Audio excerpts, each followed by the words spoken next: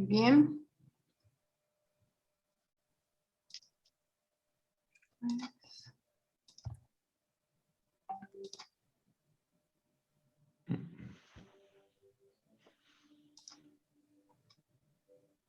Bien, pues vamos a dar inicio. Muy buenas noches a todos. Es un gusto verlos aquí de nuevo en esta séptima sesión de la serie de charlas sobre San Jerónimo Lídice. En esta ocasión tenemos un tema bastante interesante. Antes recordarles que el link de este cuestionario correspondiente a la plática lo estoy compartiendo en el chat para todos los que están inscritos, y no solo eso, sino para los que quieran contestarlo. En general es abierto a todo el público, pero como requisito para los inscritos especialmente, pues es contestar todos estos cuestionarios. Recuerden que al final obtendrán una constancia, se les va a ceder una constancia que estará firmada por el obispo auxiliar Carlos Samaniego, que es de esta dimensión de bienes culturales de la arquidiócesis, asimismo por el padre Salvador Barba, que también es el coordinador, padre Manuel Sánchez, que es el párroco de San Jerónimo, y una servidora que soy la organizadora de las charlas. Así que cualquier duda que tengan al respecto, estoy a sus órdenes. Bien, las instrucciones para esta sesión cambian un poquito, solo una pequeña modificación. En vez de que en el transcurso de la charla ustedes puedan escribir o plasmar sus preguntas, ya sea en chat o al final, a petición de nuestro ponente, pueden interrumpirlo. En esta ocasión pueden, si les surge una duda conforme él va dando su charla, pueden levantar la mano o pueden decirle: ingeniero, yo quiero participar, tengo una duda, y él con mucho gusto va a ir resolviendo las preguntas para que no se vaya perdiendo el hilo, ¿sí? de lo que él va explicando y de sus dudas. Así que, pues sin más, voy a leer la semblanza del ingeniero.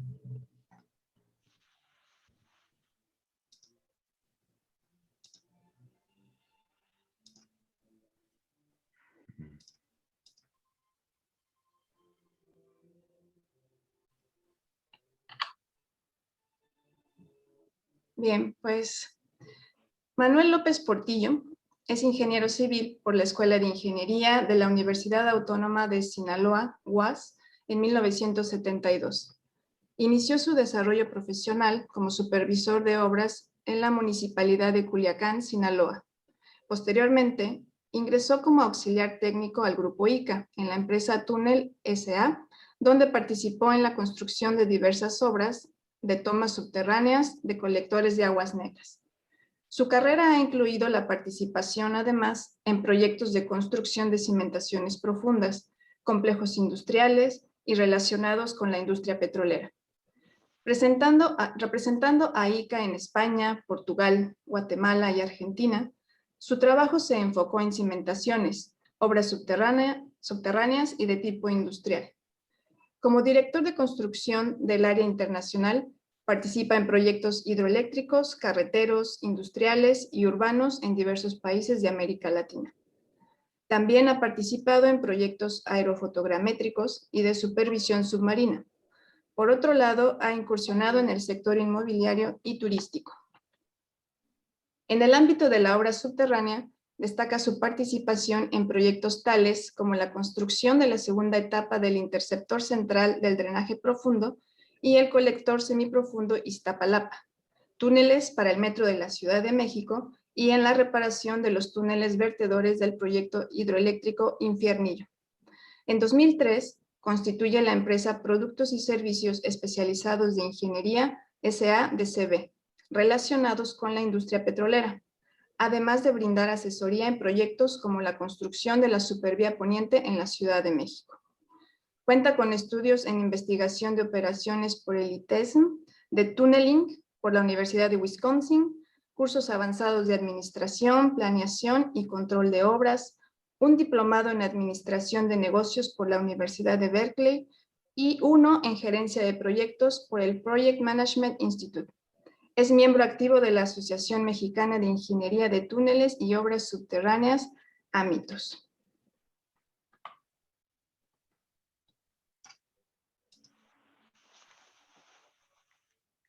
Muy bien, pues, ingeniero, en estos momentos le cedo la palabra, por favor, adelante. Gracias, Aline. Una disculpa por ese currículum, pero bueno, tengo 71 años, ¿no? Entonces, vamos a empezar con esta plática que la verdad fue algo circunstancial dentro de mis visitas por ahí y coincidiendo con el padre Manuel. Me empezó a preocupar algo de lo que se hablaba mucho, el tema de los suelos, del suelo donde está cimentada nuestra parroquia. Entonces empecé a ver algo de este tema y me fue llevando en el tiempo para atrás hasta que dije, ya párale, ¿no? Entonces, no vamos a empezar del Big Bang, pero vamos a empezar un poquito después, que es ya cuando se habla de nuestro mundo, nuestro planeta, formada con lo que era antes la Pangea, ¿no?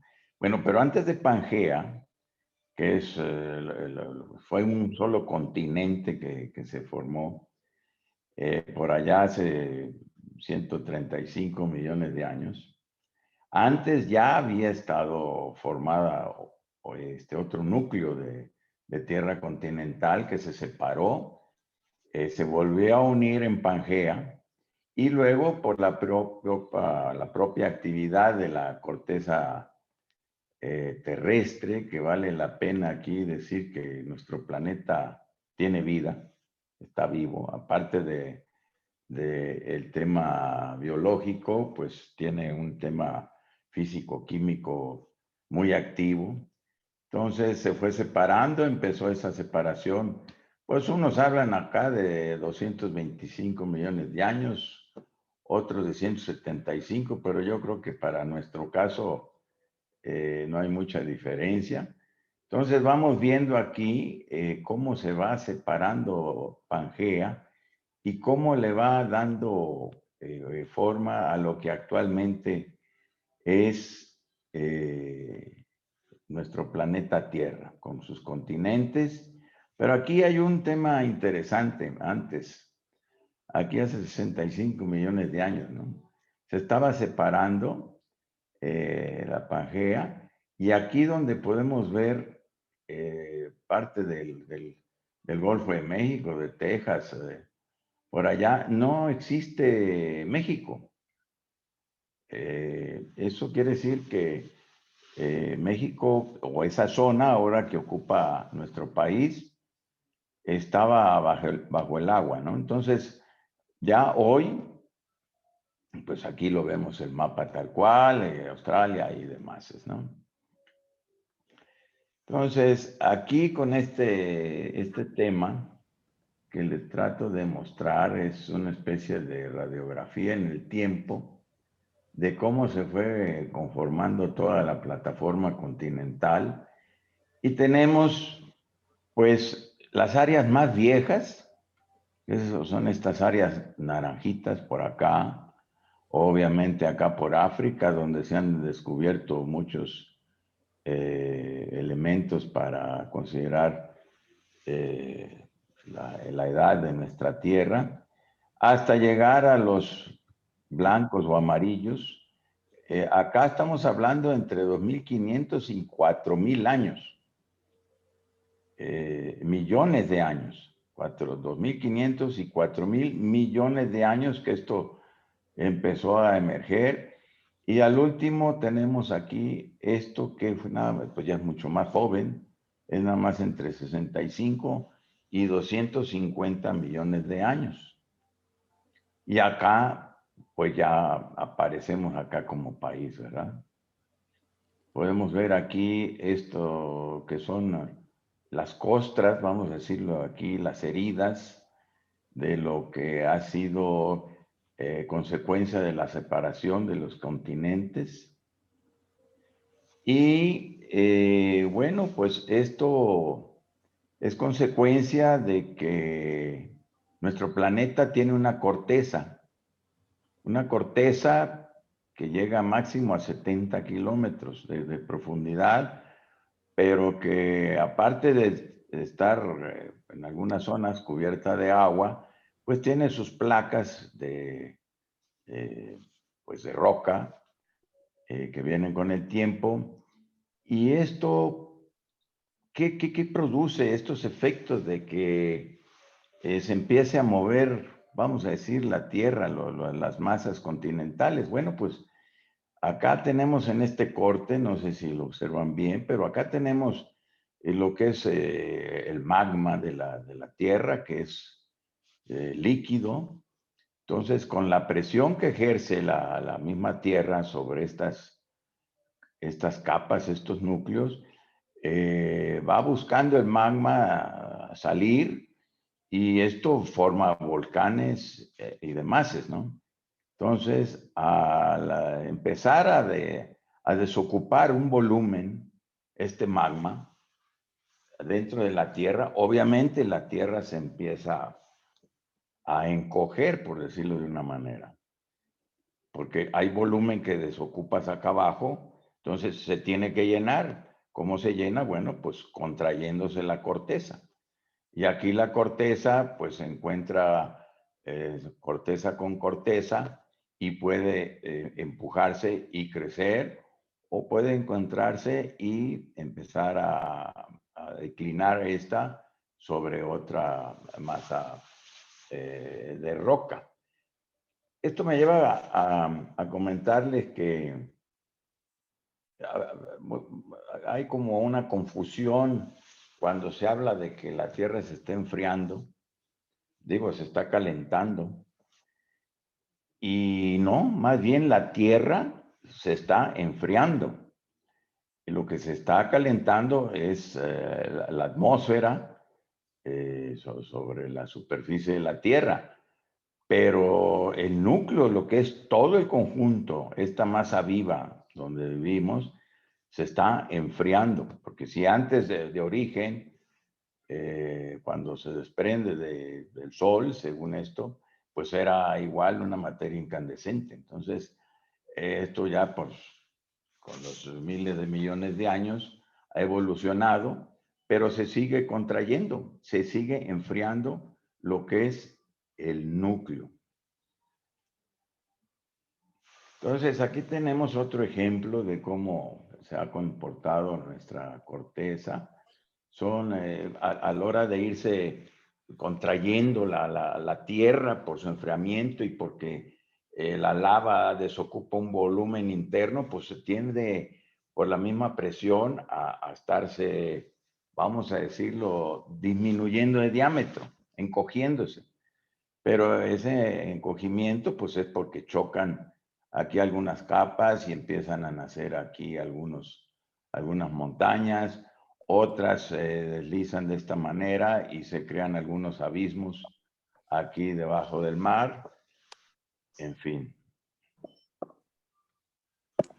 De tal manera que en la actualidad, esto ya con muchos estudios, se llega a definir esta composición de nuestro planeta, que lo que tenemos acá arriba primero es pues la piel, vamos a decir, perdón, la piel de la Tierra, que es la corteza, que pues llega a tener máximo 70 kilómetros. Luego vienen otras capas hasta llegar al núcleo, que ya cuando estamos en el núcleo estamos hablando de que tenemos un radio de 6.378 kilómetros del centro a la superficie, o esto se ha dicho en otras palabras, un diámetro de 12.756 kilómetros, más o menos, ¿no? Y bueno, contra lo que todo mundo pudiera pensar, Este núcleo interno es sólido. Es sólido y todos pensaríamos que eso sería magma, líquido o algo así, ¿no? Y aquí tenemos esta gráfica que voy a mover acá. Esto.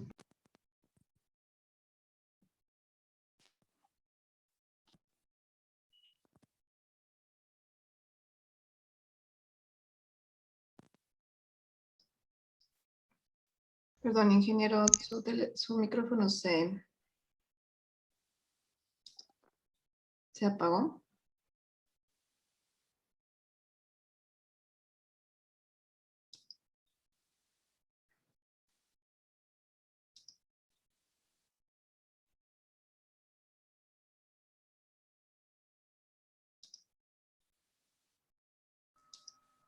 No se está Está hablando su micrófono y no lo escuchamos. ¿Me escuchan? ya está, ingeniero. Ahora sí. A ver. Listo. Hola. Sí, ya está listo.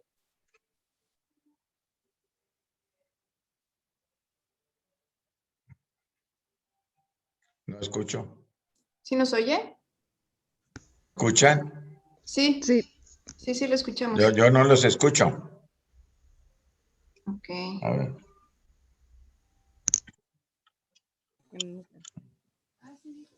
¿Ahí nos escucha?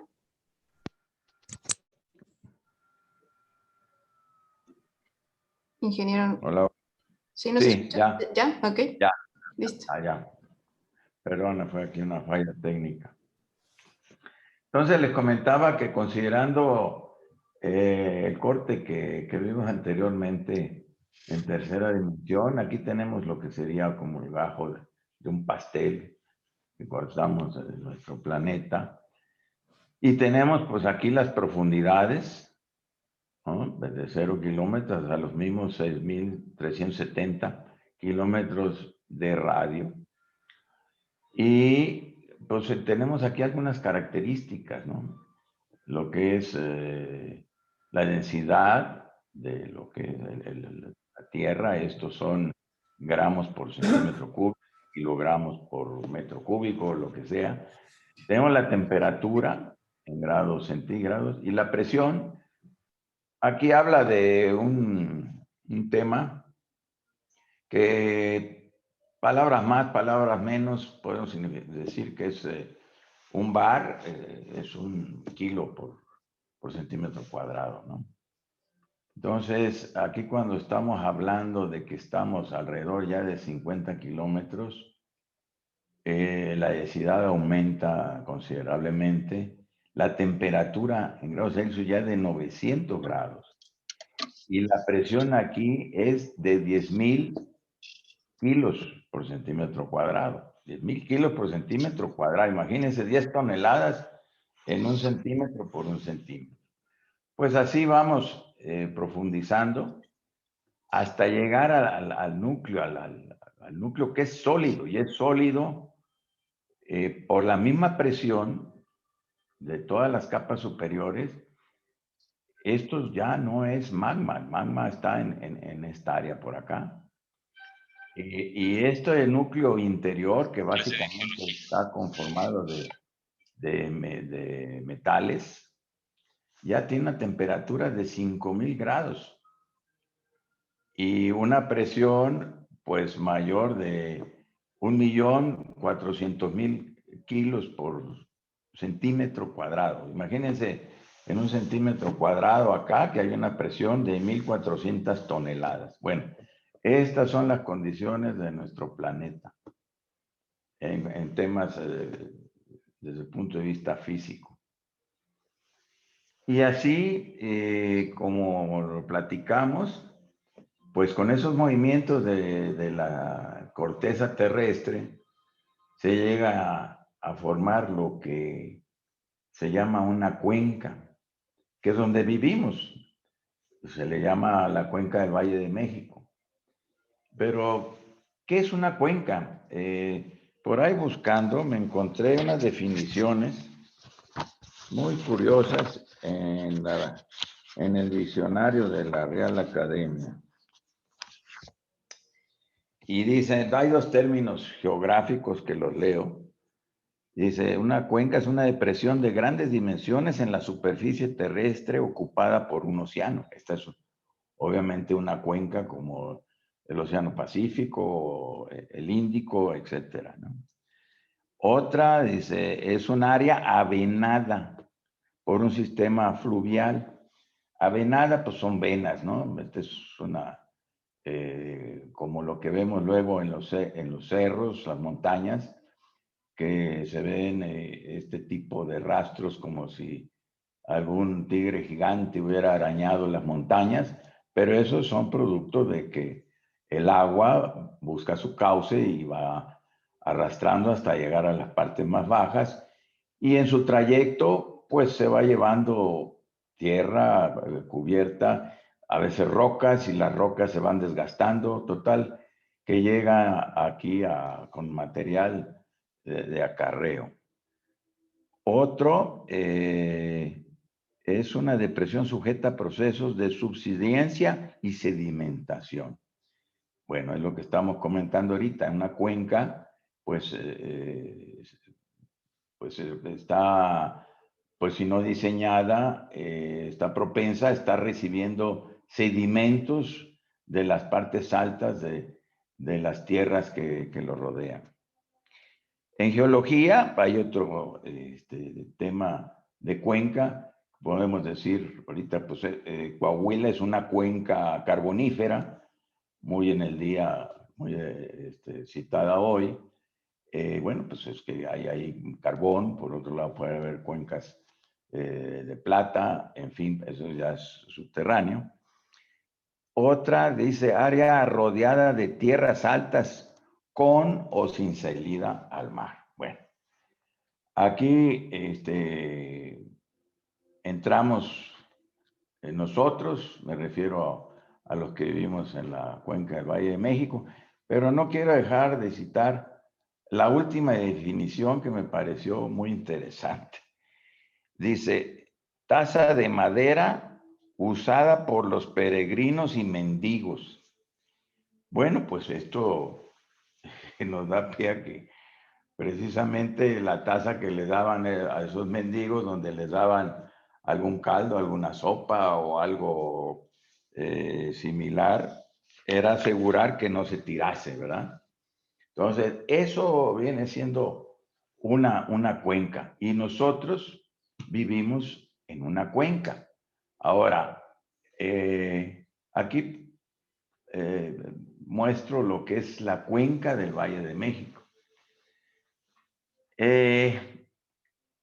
Originalmente, hoy se dice, bueno, antes, perdón, que es una cuenca endorreica. Esto quiere decir que no tiene, sus aguas no tienen salida, o sea, que no acumula agua.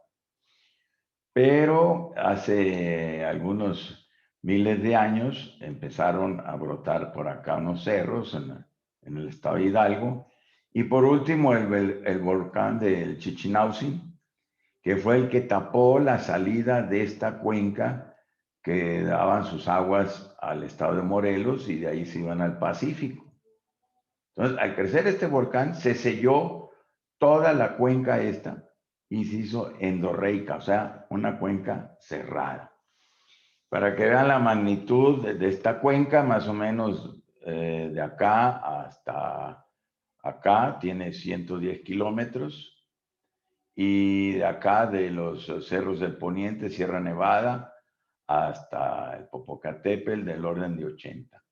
Aquí tenemos situada la Ciudad de México y, bueno, pues los lagos y demás. Entonces, esta cuenca, cuando se cerró, pues yo me imagino que ha de haber sido algo, pues como un paraíso, porque había de todo aquí, de vida silvestre, pues parece ser que no llegaban todavía los fundadores de la ciudad de Tenochtitlan.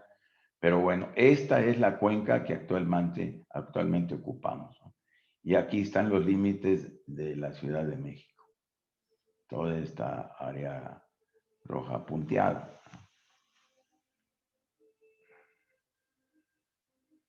Aquí ya puedo ver en una foto aérea lo que es la cuenca para situarnos.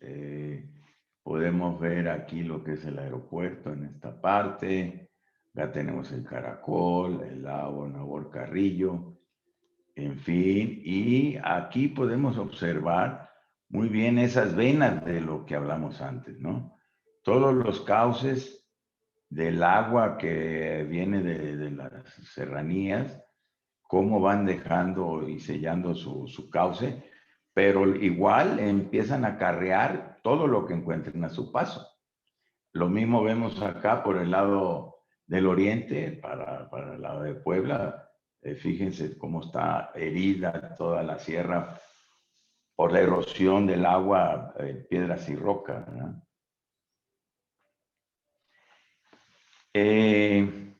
Para que nos demos una idea, acá en este esquema, supongamos que hacemos un corte con un cuchillo de lo que es la República Mexicana, y por un lado tenemos la ciudad de Acapulco y por otro Veracruz. Bueno, pues acá estamos, aquí tenemos en esta escala lo que serían metros sobre el nivel del mar.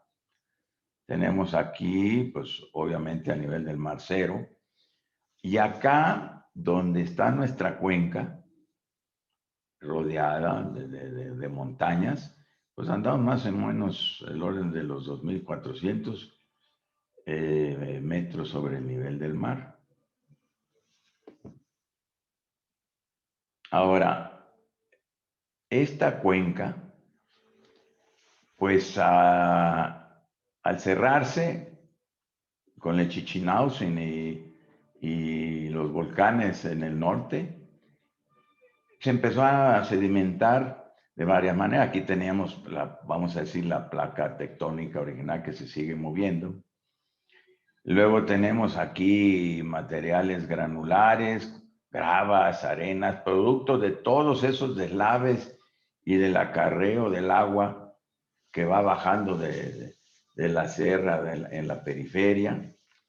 Luego vienen materiales que es lo que nos ha dado más preocupaciones acá en la Ciudad de México, que son estos materiales rayaditos, que son las arcillas, que son pues un material muy fino, con muy alto contenido de humedad, muy compresibles, como si fuera una esponja. Y tenemos capas de arenas. En alguna de mis experiencias excavando el drenaje profundo en la Ciudad de México, me tocó encontrar una lente de arena blanca, arena volcánica. Y nos topamos también con a 30 metros de profundidad con unos colmillos dijeron que era en aquel entonces de los animales estos mamuts, y conchas, conchas a 2.400 metros sobre el nivel del mar. Pues sí, de acuerdo a cómo vimos la evolución de Pangea, que estaba nuestra Tierra debajo del agua, es eso la comprobación de que sí estaba debajo del agua. Y en muchas partes de nuestro país, en zonas altas, se encuentran restos de conchas y demás, ¿verdad?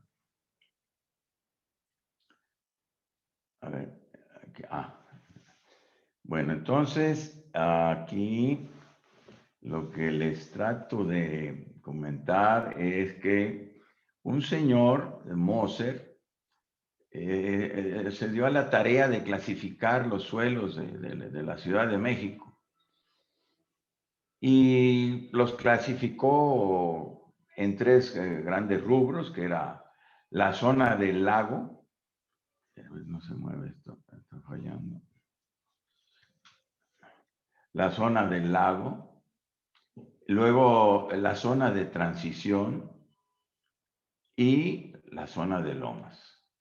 Aquí no lo tenemos caracterizado, pero más o menos coincide con esa clasificación. Pero lo que les queremos mostrar aquí es que la amplificación del movimiento en un caso de sismo en el suelo del Valle de México, de acuerdo a donde están situados, pues tenemos que acá, en lo amarillo, son 5 veces, 10 veces, se va incrementando hasta que llega a las zonas donde colapsan las estructuras. Esto ha sido acá en la zona muy golpeada en los sismos que nos han pegado por acá. Pero aquí vemos esto cafecito, pues que no aparece ni siquiera en esa clasificación. Y acá en esta otra lámina tenemos una estimación de los daños. Ay, no me da ya de los daños en la Ciudad de México si sucediese un sismo como el de 1985. Entonces, tenemos la zona roja, otra vez acá en la zona del lago, del Valle de México, la zona más profunda de la cuenca original. Luego vienen los amarillitos graves, muy leves. Y otra vez la zona café, donde ni aparece en esta escala. Bueno, pues precisamente esto fue lo que me dio pie a meterme en este asunto y tratar de explicárselo de una manera muy sencilla para que viesen que nuestro templo de San Jerónimo está ubicado aquí, en una área totalmente compacta, consolidada, en la que el asunto me nació porque había mucha insistencia en aquellos estudios de la mecánica de suelos, y yo les comentaba, no, eso es tirar el dinero, esto no es posible, mejor que se dedique a otra manera. Ok, bueno, pues sí, nuestro templo está en una zona muy sólida, pero una cosa es la cimentación y otra cosa pues es la estructura, y la estructura de nuestro templo pues se ha visto golpeada por más de 300 años. Entonces pues ahora hay que hacer otra cosa. O sea, el daño del templo no es porque esté en un mal cimentado o en un terreno susceptible a hundimientos diferenciales. Acá por el Álvaro Obregón o demás, aquí tenemos inclusive minas de arena que pudiesen originar algún problema con estructuras en la superficie, pero acá no tenemos ningún problema. Entonces, nuestro templo, desde el punto de vista del suelo donde está cimentado, nos debe dar la seguridad de que no le va a pasar nada. Pero arriba sí le tenemos que ayudar. Y bueno, pues ese es lo que les quería comentar. Aquí, bueno, pues están algunos datos. Y otra vez vuelvo a insistir con este cierre de mi charla, en el que les agradezco su atención, por supuesto. Esta inscripción que está aquí en la fachada principal del templo, no he podido averiguar qué significa. Ojalá algunos de nuestros compañeros nos sepa aclarar ese misterio. Pues muchas gracias por su atención, a sus órdenes. Muchas gracias, ingeniero.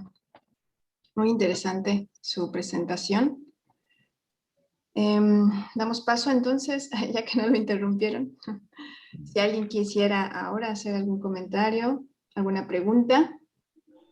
Yo tengo un comentario, pero bueno, primero quisiera ver si hay alguien más. Sí, Rosario pregunta si Adelante. no va a ser necesario realizar el estudio de la mecánica de suelo.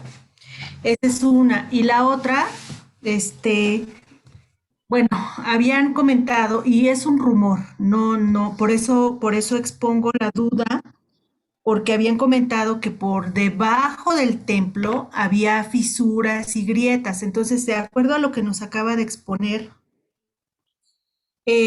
pues esto parece que no es así. Entonces, esa sería mi duda, por favor. ¿Me escuchan? Sí, Sí, Bueno, el tema de la grieta, eso pues es evidente que existe porque lo hemos visto. Eso, así como vemos que todo el planeta se está comportando como un material, si recordamos en la escuela, nos dice que con el calor se expande y con el frío se contrae.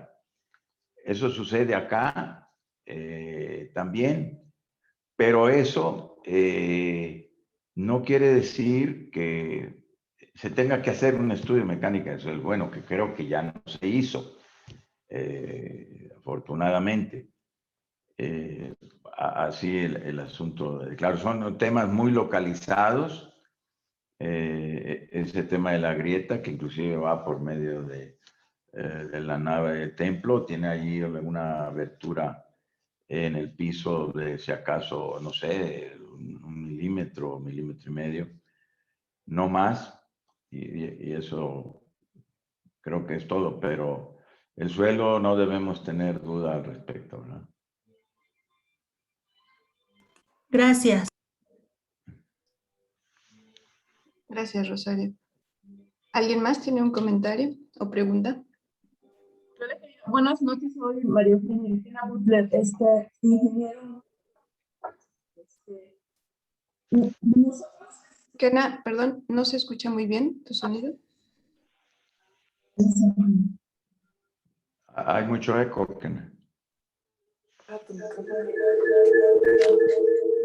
A ver, ¿listo? ¿Habla? ahora ya me Ya Sí, está. sí. Ajá, mire, yo le quería preguntar lo siguiente. Nosotros llevamos viviendo aquí en San Jerónimo. Apaga tu micrófono. Llevamos viviendo mucho, bueno, como 20, no, perdón, ya casi 40 años. Y el problema que tenemos aquí en nuestra cerrada es que por aquí pasaba un brazo del río de la Magdalena. ¿Ese tipo de situación no se da ahí en la parroquia de San Jerónimo? Nosotros, bueno, esa es una pregunta. Y la otra es porque cuando aquí en la cerrada se inundó y salía el agua que venía del brazo y se inundó una casa y a nosotros casi nos tira una barda, trajo la persona de la delegación que estaba encargada de esto a un señor cuyo nombre no me recuerdo, que era el único que conocía el mapa de cómo iban los brazos del río de la Magdalena por aquí. O sea, el mismo señor tenía en su memoria un archivo histórico que, según nos dijo, la gente que está en la delegación y gente que vive por aquí no sabe exactamente, y no sé ni siquiera si esté plasmado en los mapas de la ciudad antiguos cómo pasaba ese río. Según él, no existe esa evidencia. Bueno, es lo que nos contó él, ¿no? Entonces, mi pregunta es, ¿por allá no pasa ningún brazo? O sea, no tenemos idea de si existía eso también. O sea, nada más lo comento porque pues, es información que a lo mejor sería importante indagar. Muchas gracias. No, no. Sí, claro que sería importante, y no solamente por un tema hidráulico, sino histórico.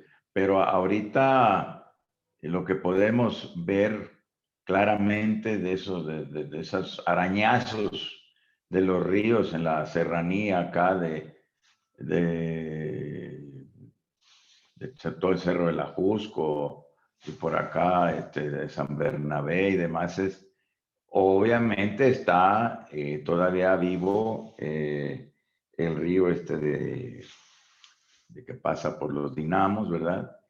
Y por acá, por nosotros, por nuestra colonia, hay varios. Uno inclusive pasa por acá, por el colegio Green Hills, y otro del otro lado de la avenida San Bernabé. Todos, bueno, pues ya se entubaron, excepto el de los dinamos, pero acá no se ve, porque si ustedes se fijan, cuando ustedes van por las calles, el mismo nivel les va diciendo más o menos por dónde iba el cauce. Hay uno que es una calle empedrada aquí que se llama Río Escondido. Entonces, pues indudablemente que eso ha de haber sido un río, pero parece ser que en su tiempo lo desviaron. Todos los empezaron a cubrir allá por los años 60, 70 y a encauzar para evitar inundaciones en el centro a un colector subterráneo que se llamó en aquel entonces el colector del Poniente. Y pues todos los ríos se cubrieron. Acá, bueno, en la presa que le llaman Ansaldo, ahí descargan 3 ríos. Uno es el que todavía se ve, insisto, es el de los dinamos, y hay otro que es el Cricri, otro que pasa por allá por donde había unas caballerizas, y ahí hay una represa donde están las gasas de Luis Cabrera y el Periférico, y más abajo se unen otros 2 ríos y todo eso va a descargar a Churubusco, y el Churubusco se va pues hasta La Piedad y en fin, ¿no?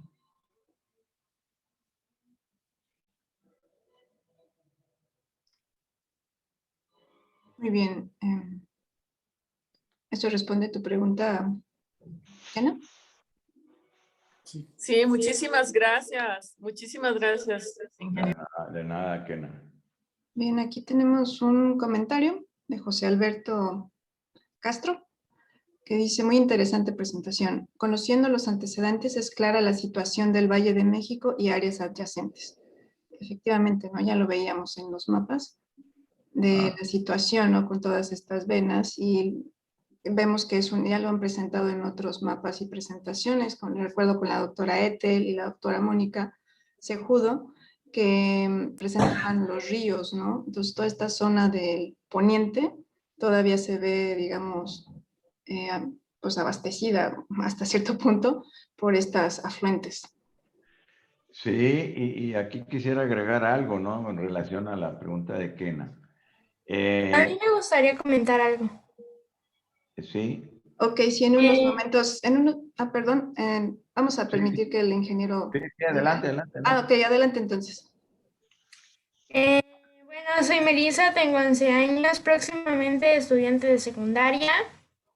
Y a la señorita que nos acaba de comentar que vivía cerca del río. De hecho, en ese lugar no había ríos, eran caños de riego. Ok, bueno, más o menos por ahí va mi comentario, ¿no? Que en la antigüedad, pues los nativos aquí de hace cientos de años, obviamente que donde menos se iban a asentar sus construcciones era en cauces de ríos, ¿no? Probablemente que buscaban tierra firme y aquí, pues sí, acaso emparejar, nivelar el terreno, porque pues estamos en un terreno dependiente de lomeríos y punto, no había necesidad. Hoy, para edificios altos, inclusive aquí en esta zona, que se están construyendo algunos más abajo, sí se necesita cimentación profunda, pero no tanto porque el terreno no pueda soportar las cargas de esos edificios, sino porque con el movimiento, los edificios, si no están anclados al terreno, o sea, en lugar de asentarse sobre el terreno, cuando hay un movimiento, el edificio se mueve, lo tienen que anclar de este lado para que no caiga. Entonces, la verdad, Es muy noble esto, y les comento que tengo la oficina por ahí en la calle de Avenida Contreras, en un edificio que está a un lado ahí en Superama. A mí me tocó ver la construcción y hicieron cimentación profunda, y lo que sacaban era gravas, boleos, piedras redondeadas, que son producto del arrastre de los ríos, bajando las rocas. Y las rocas, ¿por qué vienen? Porque las rocas arriba se van intemperizando, como le llamamos. O sea, con los fríos y los calores, la misma roca se empieza a agrietar.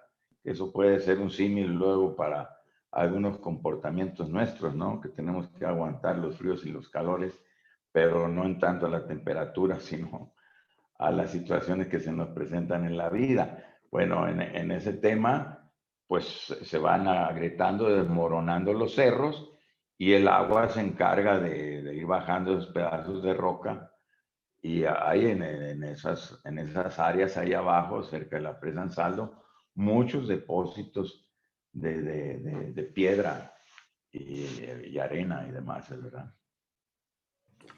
Bien, ingeniero. Participar el señor José Guadalupe. Antes voy a ceder la palabra a Javier Delgado, ingeniero geólogo, que pidió la palabra hace unos momentos. Por favor, ingeniero. No escuchamos, ingeniero. Listo. Sí, ¿ya me escucha? Listo, Sí, adelante. muy bien. Sí, yo no conozco la construcción, no me ha tocado ir a conocer la construcción para ver cómo está cimentada, ver qué tipo de fracturas tiene, cómo las tiene, etcétera, etcétera. Pero mi comentario va en la siguiente dirección. Aquí en nuestra carretera de Ciudad Hidalgo a Zitácuaro tenemos una falla activa sobre la carretera. Entonces, arriba de esa carretera construyeron una casa muy cerquititas de allí, y en 10 años se hizo pedazos. ¿Sí? Entonces, la carretera cada año, cada 2 años le tienen que estar dando mantenimiento porque se sigue moviendo. Entonces, pudiera ser, y es roca, pero ahí existe una pequeña falla que se activó en un determinado momento y se está moviendo, ¿sí? Entonces, ese tramo no ha tenido buen fin, lo arreglan y es lo único que le pueden hacer. Bueno, precisamente, Javier, me faltó comentar eso, o creo que sí lo dije, que después de todos esos movimientos, cuando se formaron los continentes y demás, a lo mejor me faltó decirles que esos movimientos todavía no terminan. No. O sea, la Tierra, la parte continental, se sigue moviendo. Ejemplos muy claros, es como lo que comentas, porque seguramente allá hay algunas placas como las que vimos que se enfrentan, y luego se va una dentro de la otra, pues se abren grietas arriba. Y No, como es la falla de San Andrés, allá en Baja California y en Estados Unidos, en California, todas esas son señales de que la Tierra sigue moviéndose, ¿verdad? Sí, eso es definitivo. Yo lo que creo es que con los movimientos telúricos que tuvimos en la Ciudad de México, no solo se movió toda la arena y todo lo que estaba abajo, también las rocas se movieron. Y si estas rocas tenían algunas fallas que ya estaban muertas, algunas fallas que estaban inactivas, se activaron con estos movimientos, tenemos pequeños deslizamientos que son los que pueden estar provocando que nuestra construcción se esté dañando. Claro, es correcto. Pero es local, todo esto es muy local, no tiene nada que ver hasta allá, con las placas tectónicas ni todo eso. Son cosas muy locales de las rocas allí donde se construyó la iglesia. Bueno, pues en algunos casos donde se puede analizar este tema, Javier, insisto otra vez en las dos placas que se encuentran, una permanece fija, la otra falla y se va metiendo debajo de la otra y provocando los movimientos.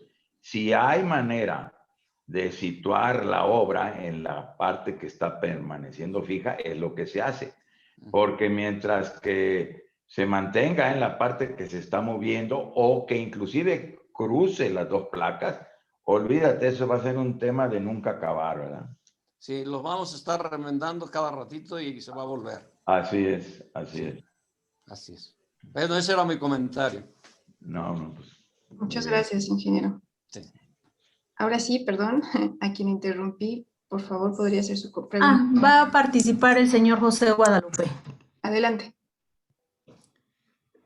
Sí, buenas noches. Miren, tocante al comentario que se hizo ahorita, que hablan de un brazo de río, yo considero que no. Aquí todos los terrenos del pueblo eran terrenos de riego, la mayoría, porque también había una parte temporal.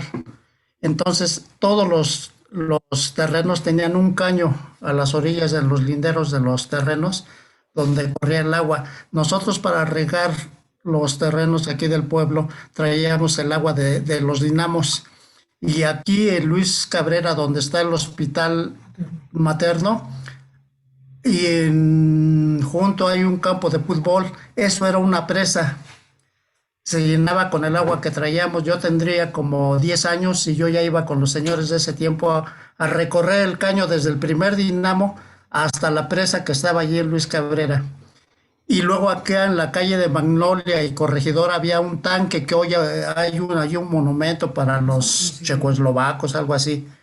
Eso era un tanque. Y acá en mismo Magnolia y la calle de Ocotepe había otro tanque.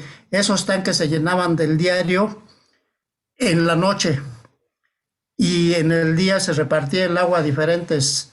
Había un representante del agua. Entonces había una lista y le tocaba un día a tal familia, otro día a tal familia y así. Entonces el agua llegaba hasta allá abajo de la iglesia, el barrio de La Veta.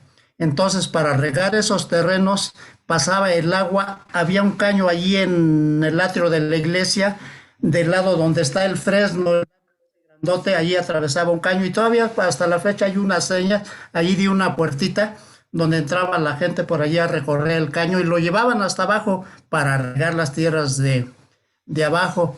Entonces, eso creo yo que eso es lo que la persona que hizo el comentario, pienso que a eso se refería. Pero no, yo sigo insistiendo que no era un brazo de río, sino era el agua que corría por caños para regar los terrenos. Y Luis Cabrera era un río que lo tapó en el tiempo que gobernó Echeverría, tapó el río. Se hizo Luis Cabrera para darle salida a su casa, porque la avenida San Jerónimo era de doble sentido, subían y bajaban los coches, los carros. Y entonces para él Magnolia no tenía salida, llegaba hasta el río. Juárez no tenía salida, llegaba hasta el río. Entonces para darle salida a su casa, tapó el río y le dio salida a Magnolia para que él saliera a sus asuntos, ¿no? Entonces yo le doy razón de hace 65 años, yo tengo 73 años, y le repito, ya cuando tenía 10 años yo ya recorría todos los caños del agua, veníamos recorriendo los caños desde el primer dinamo. Mi comentario. No, sí, eso es muy válido, ¿no? De hecho, es cierto, ¿no? El río de Luis Cabrera, bueno, se entubó y se cubrió y ya se hizo la vía, ¿no? De hecho, cuando se construyó ahora el segundo piso, por ahí hubo unos problemas muy serios porque algunos pilotes que se iban clavando pegaron con el tubo que conduce las aguas de Luis Cabrera, ¿verdad?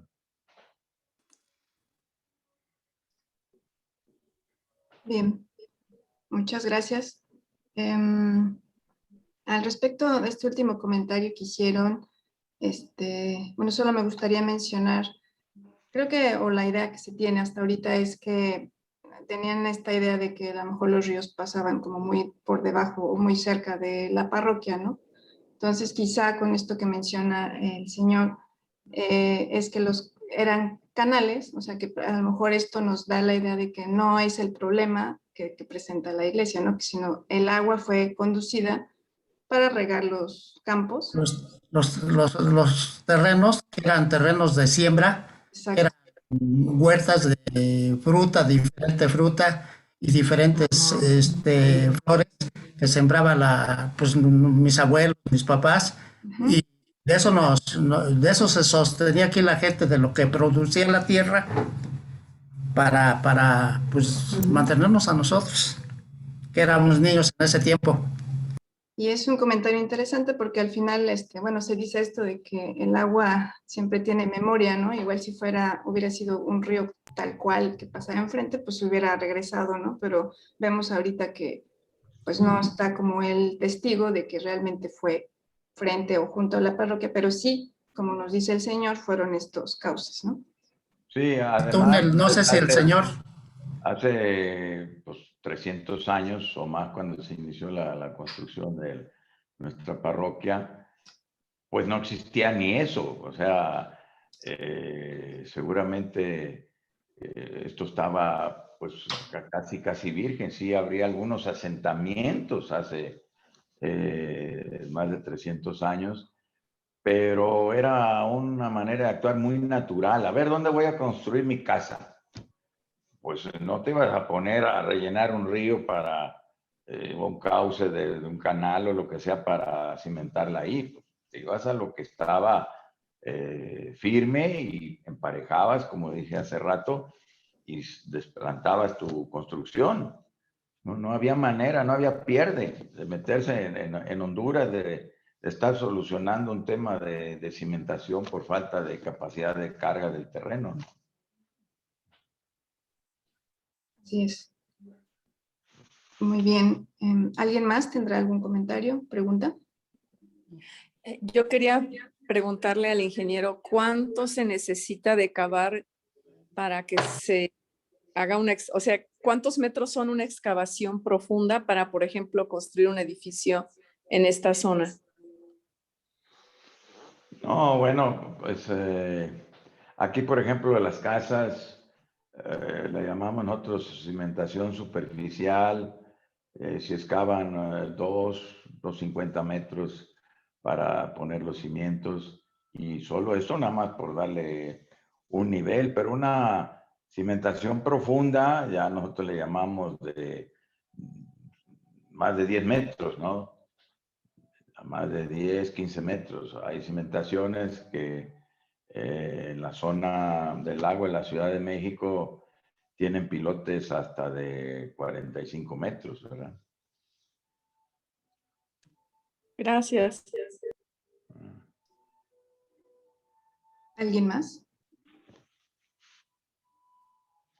Bueno, yo tengo un comentario. Ah, perdón, la señora Margarita. ¿Le puede activar su micrófono? No, ahorita la...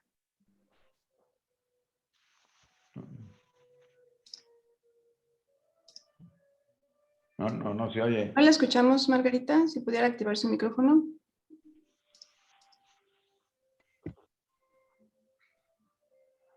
De nuevo, por favor. No la escuchamos. Nada más píquele una vez, le ha picado doble. Activa y desactiva. Ahí listo. Ya, buenas noches.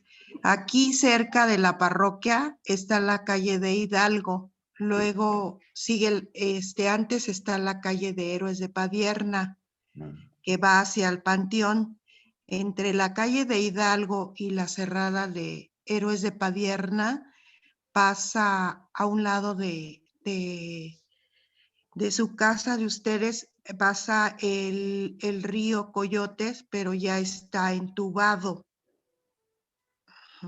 Okay. Pero es el río más cercano a la parroquia. Sí, Y continúa hacia abajo.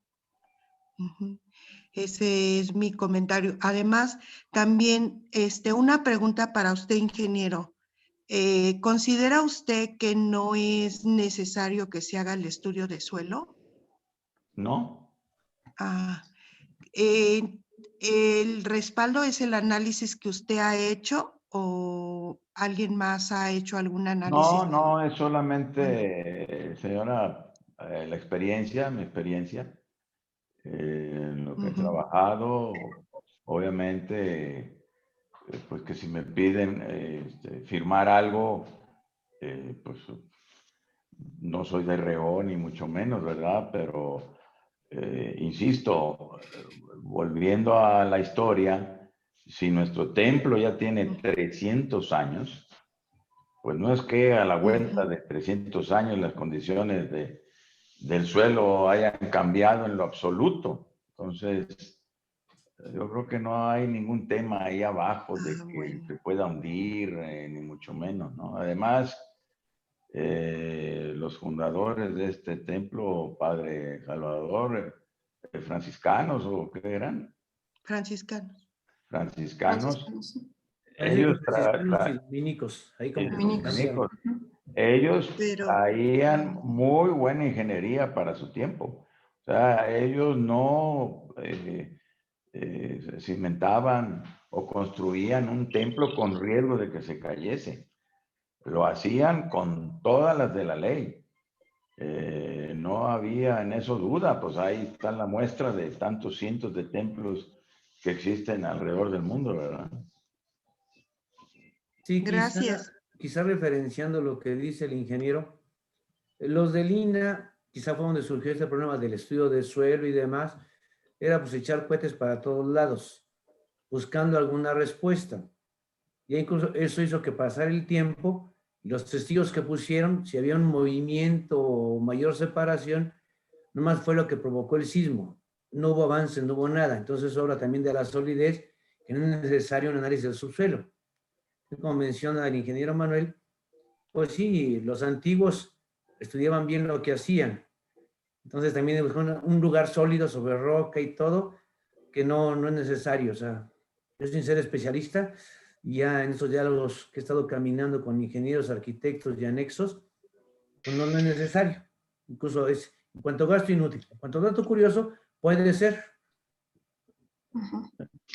Y también un aspecto importante es que ahora que se está concluyendo el proyecto ejecutivo, más que hacer la mecánica de suelo, lo que dijeron es que el estructurista, ahorita que está haciendo el dictamen estructural, es quien determinaría la necesidad o no de hacer este estudio de mecánica de suelos, o más bien hacer algunas escalas, ¿verdad? Analizar por lo que comenta, ¿no? Que se sabe que ya se está en un terreno muy sólido, que son ya más de 300 años de consolidación del inmueble, ¿no? Entonces, y que van descartando, ¿no? La necesidad, pues, de hacer una mecánica de suelos que normalmente se suele hacer cuando vas a construir algo nuevo, ¿no? Por lo que me han comentado también.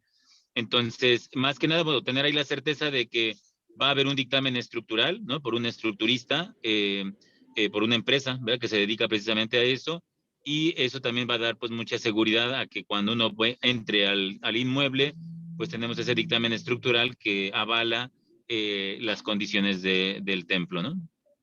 Es correcto, tocayo, y aquí pues vuelvo a insistir. Dicen que persevera alcanza, o el que porfía mata venado, no sé cómo le llamen, pero yo vuelvo a insistir que no tenemos que preocuparnos con el tema del suelo, pero sí con la estructura. Nuestra principal preocupación es reforzar la estructura. Ya se puso el andamiaje, bueno, ok, ya lo hicieron así, pero yo hubiera puesto los tensores y me evito el gasto del andamiaje. Pero en fin, no decidimos nosotros, me refiero a haciendo equipo pues con ustedes y demás, es el INA. Yo creo que ahí, si hubieran ellos decidido que ya están de acuerdo en los tensores, pues haber dicho, bueno, ya estamos de acuerdo, pues vamos a ponerlos de una vez. ¿Para qué le gastamos un andamiaje que luego con los tensores pues ya no va a tener utilidad, ¿no? Es una obra temporal que pues es un gasto como quiera que sea, aunque hay mucho apoyo aquí de amigos, vecinos y demás, pero pues es un gasto y un tiempo que está pasando, ¿verdad? Sí, además basta también mencionar en este mapa que usted presentaba sobre la zona café, ¿no? Que no aparece en la clasificación de suelos. Solo ese era mi comentario de inicio. que el epicentro, usualmente los sismos que tienen repercusión en la Ciudad de México tienen su epicentro, ¿no? En las costas de Guerrero y Oaxaca. Y hay que hacer notar que este sismo del 2017 fue en este límite entre Morelos y Puebla, lo cual también pues hizo que afectara, porque uno podría pensar, si está en un suelo fuerte la parroquia, entonces ¿por qué se dañó la estructura, no? Pero bueno, es lo que pasó, y solo quería hacer mención de esto porque el epicentro fue en un lugar como más cercano, en aproximadamente una distancia de 120 kilómetros, ¿no? De la ciudad. Sí, sí, es correcto, pero pues hay construcciones, decenas de miles en toda esta área que no fueron dañadas pues por ese sismo, que pues fue muy diferente su comportamiento, pero al final fue un sismo que pues tomó desaprevenida a nuestra estructura, ¿verdad? Sí, Pero insisto, no es del terreno, es de la estructura. así es.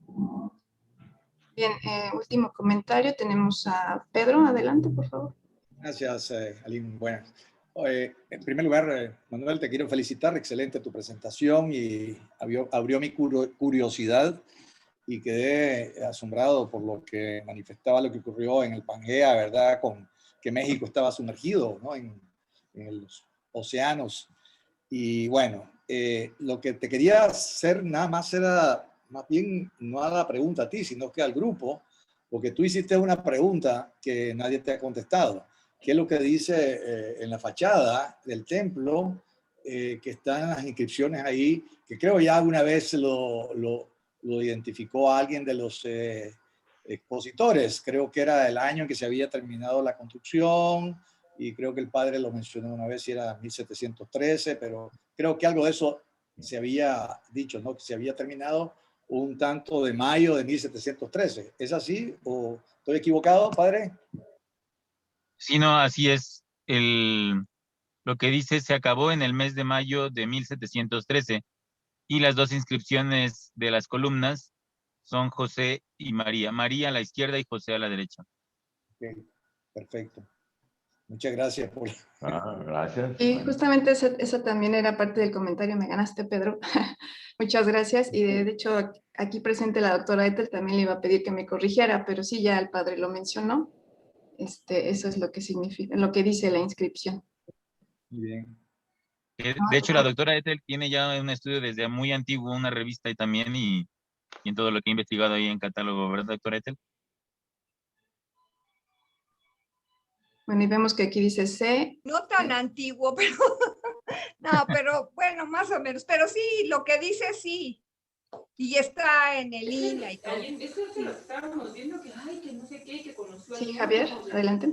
Sí, yo le preguntaría al padre Manuel si él tiene conocimiento desde a partir de cuándo se empezaron a notar ya, si tienen algo escrito, cuántos años van que se empezaron a ver el agrietamiento en las estructuras, o fue únicamente de este último sismo. Es una pregunta para el padre Manuel si tiene ese conocimiento, porque partiendo de ahí, pues podemos ver si ya tuvo anteriormente, quiere decir que si hay una pequeña fallita por ahí, yo sigo insistiendo, que se está moviendo, se mueve con todos esos sismos que hay, y pudiera ser que viene desde hace 100 años que alguien tenga algún registro de que ya tenía daños la estructura, pero yo estoy de acuerdo en ustedes que no hay que hacerle nada, el trabajo que hay que hacerle es estructural del templo. Claro. Sí, ya ya desde hace tiempo había grietas, ¿no? Inclusive viendo comentarios de otros padres, el padre Martín, etcétera, ya había grietas en el templo, ¿no? Inclusive, pues era todo un tema también de mantenimiento del mismo, ¿no? Entonces, pero sí, estamos ahorita haciendo toda esta investigación de ir viendo las fechas y todo esto, ¿no? Y en general lo que pasó con estos... Perdón, ingeniero Javier, perdón, es que se desactivó su... Ingeniero Javier, su micrófono no se oye. Perdón, padre. Comentaba algo el ¿Sí, ya me padre escuchan? Sí. Sí. Ya, Ya. otra vez. Sí, ya. Sí, sí, quiere decir que sí, durante mucho tiempo la estructura se ha estado dañando, pero yo siento que los movimientos nos afectan a todos y a todas las estructuras. Las más viejitas pues tienen que estar un poquito más expuestas por los mismos años, el intemperismo, todo eso nos afecta a las estructuras. Entonces, a la hora de los movimientos pueden ir resultando estas quebraduras. Y cada vez va a ser más, pero esto se arregla con el estudio estructural que se va a hacer para repararlo, para que con los movimientos que siga habiendo no se nos siga cuarteando. Ese es mi comentario, Manuel. Y gracias. Padre Salvador, perdón. Sí, en este camino de reconstrucción y restauración es el problema que se ha visto. La mayoría de los templos no tuvo daños estructurales. Algunos sí y algunos muy graves. Por eso Cosolina los catalogó en leves, medio y severo. Pero es la estructura, no tanto los cimientos de la mayoría de ellos. Lo que sí surgió que mucho se pudo haber prevenido por el mantenimiento. El problema político que vivíamos, la iglesia le echaba la culpa al gobierno y el gobierno a la iglesia, y nadie le metía mano y lo arreglaba bien. O personal con buenas intenciones iba haciendo arreglos que fueron a la larga complicaciones, ¿no? El uso del cemento, el concreto en estructuras antiguas con materiales no originales. Entonces, el problema es el mantenimiento. Por eso ya como arquitectos estamos viendo cómo atender más el mantenimiento. Y más bien ha sido descuido, desatención o malas intervenciones o construcciones anexas, porque en la construcción los templos antiguos históricos tienen mayor flexibilidad y el concreto es inflexible, entonces a veces uno le hace daño al otro. Entonces el problema es mantenimiento, no tanto de cimiento. Si me permiten, les voy a hacer un símil de lo que es el contrario, vamos a decir, el otro extremo. Aquí estamos hablando de una estructura que falló, porque sí falló, si está agrietada es porque falló. Digo, después de 300 años, eso ya no tiene garantía, creo, ¿verdad? Pero, y la cimentación está bien y se ha comportado y no se ha hundido ni nada. Nos vamos al otro extremo, donde hay estructuras que no fallan, pero la cimentación sí. Y un ejemplo muy claro de esto, no sé si todos lo conozcan, es el templo de San Francisco, allá en el centro, en el que para bajar ya hay como escalones de 3 metros de profundidad cuando este estaba a nivel de banqueta. Pero la estructura no ha fallado. Originalmente ese templo estaba a nivel de banqueta. Y se ha ido hundiendo, y hasta que le han echado escalones para abajo para llegar al atrio y el templo en su conjunto está perfectamente bien, ¿verdad? Así es. Muy bien. No existe ya ningún comentario más. Me parece que ha sido muy interesante la charla y creo que han quedado claras muchas dudas, ¿no? Al respecto del templo, al menos con este tema de la mecánica. ¿Ok? Bien, pues agradezco mucho su participación, sus dudas, su interés. Ingeniero, una vez más agradecer su excelente presentación, todo que nos pueda compartir un poco de esto tanto que sabe y toda su experiencia. No tengan reparo en acudir al ingeniero y a cada uno de los expertos que han venido aquí a presentarnos un tema. Saben que por eso tienen este nombre, las charlas, ¿no? La idea es estar aquí entre todos platicando de las dudas, comentarios de los que podamos tener, ya sea profesionistas, vecinos o gente externa. No hay diferencia en eso, ¿no? Bien, pues les vuelvo a compartir el link en el chat del 6º cuestionario correspondiente a esta charla. También recordar que nuestra próxima sesión es el viernes 25 de junio. En esta ocasión tendremos al maestro en arquitectura Raúl Nieto García, quien es arquitecto restaurador, especialista en procedimientos histórico-constructivos, y su tema va a ser exteriores del exconvento de San Bernardino de Siena, Xochimilco, el caso de la Arcada Real. Entonces aquí vamos a ver un tema de restauración aplicado a uno de los inmuebles que fue dañado en el sismo de manera similar que San Jerónimo. Bien, pues sin más me gustaría, no sé si el padre Manuel o el padre Salvador Barba pudieran hacer, si tienen algún comentario final, o si no, en dado caso, la oración final, por favor. Claro que sí.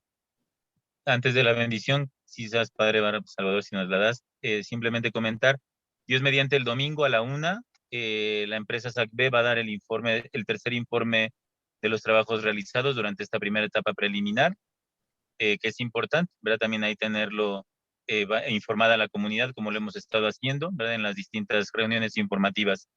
Y luego también comentarles que dentro de este trabajo de restauración interior, ¿verdad? Porque por un lado, como decíamos, ¿no?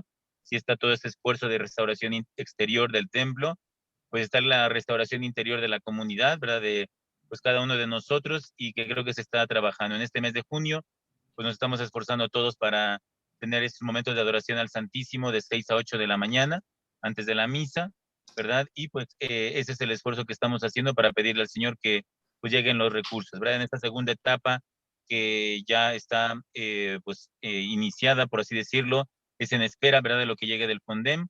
Ya estamos viendo el tema eléctrico, ¿verdad? Con CFE tuvimos reunión el viernes pasado, entonces todo este tema de eléctrico y de iluminación, entonces pues ahí seguimos avanzando en esta parte, ¿no? Y por eso esta segunda etapa que nos había comentado el arquitecto Mondragón el 16 de abril, pues ya es en espera de que llegue el recurso del FONDEM, y pues nada, pues a seguir ahí adelante. Y Dios mediante, dentro de 15 días, el 25 de junio, pues también comenzaremos ya Cáritas en la parroquia. De hecho, el lunes y martes también están cordialmente invitados todos aquellos que están aquí presentes. Tendremos la capacitación que nos dará Cáritas Arquidiócesis de México, pues que creemos, ¿verdad? Que precisamente esta restauración interior parte de la caridad, ¿verdad? De esta caridad que nos llega hoy, Día del Sagrado Corazón de Jesús, ¿verdad? Pues ver que es el corazón de Jesús el que nos tiene que mover a todo lo que vamos haciendo, ¿no? Entonces, que estos momentos de adoración de este mes de junio, mes dedicado al Sagrado Corazón de Jesús, pues nos ayuden, ¿verdad? A cada uno de nosotros a crecer en esta unidad también como comunidad, como pueblo, ¿verdad? Y pues a seguir adelante. Entonces, pues nada, sin más, Padre Salvador, si nos das tu bendición. Hoy día vengo, como les decía, de la Basílica, que fueron ordenados diáconos, 10 nuevos seminaristas, entre ellos uno de San Jerónimo Lídice, ¿verdad? Pedro Sánchez Acosta, y pues esa restauración interior, como les digo, parte también de ahí, ¿verdad? Que pues nuestra Madre Santísima de Guadalupe nos siga acompañando, y pues nada más. Padre Salvador, si nos das la bendición, te lo agradezco. El Señor esté con ustedes. Y con tu espíritu. La bendición de Dios Todopoderoso, del Padre, del Hijo y del Espíritu nos acompañe y les fortalezca siempre. Amén. Amén. Sagrado Corazón de Jesús. En vos confío. Gracias, Padre. Muy bien. Gracias a todos, que pasen buena noche y excelente fin de semana. Buenas noches, gracias. Gracias a todos, Tocayo. Gracias por la charla. Gracias, Padre. Gracias, Berta. Nos vemos, Jerónimo. Buenas noches a todos. Hasta luego, gracias. Buenas noches a todos. Gracias. Bye. Gracias, Jorge.